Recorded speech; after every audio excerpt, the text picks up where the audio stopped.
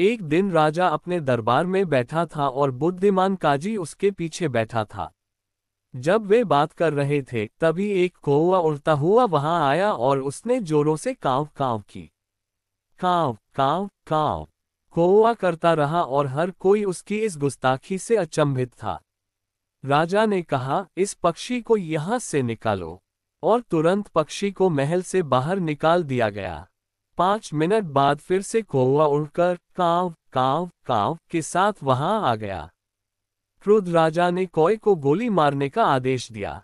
अभी नहीं महाराज, बुद्धिमान काजी ने रोका, शायद आपकी बाकी प्रजा की तरह से यह कौवा भी आपके सामने अपनी कोई फरियाद लेकर आया है। बहुत अच्छा, तो तुरंत इसकी जांच की जानी चाहिए।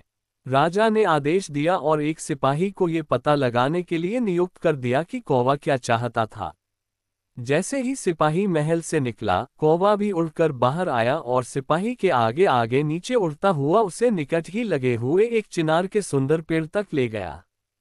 वहां पहुंचकर कौवा एक घोंसले में जा बैठा जो उस डाली पर टिका हुआ था जिसे एक लकड़हारा काट रहा था। पूरे समय कौवा बहुत जोर से कांव कांव करता रहा। सिपाही तुरंत सारी स्थिति को समझ गया और उस आदमी को डाली काटने से रोकने का आदेश दिया।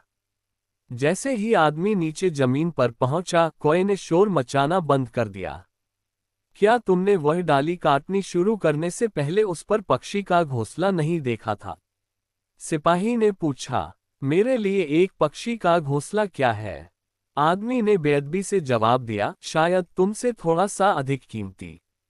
इस तरह से क्रोध दिलाए जाने पर सिपाही ने लकड़हारे को गिरफ्तार कर लिया और उसे राजा के पास ले गया तथा क्या हुआ था उसकी सारी सूचना दी। राजा काजी की तरफ मुड़ा और पूछा, इस आदमी को इसकी गुस्ताखी के लिए क्या दंड दिया जाना चाहिए? काजी ने जवाब दिया, महाराज, कुत्ते कभी कभी भौंकते हैं।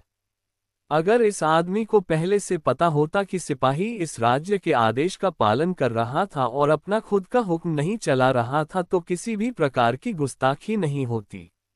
शायद यह आदमी पहले ही पछता रहा है।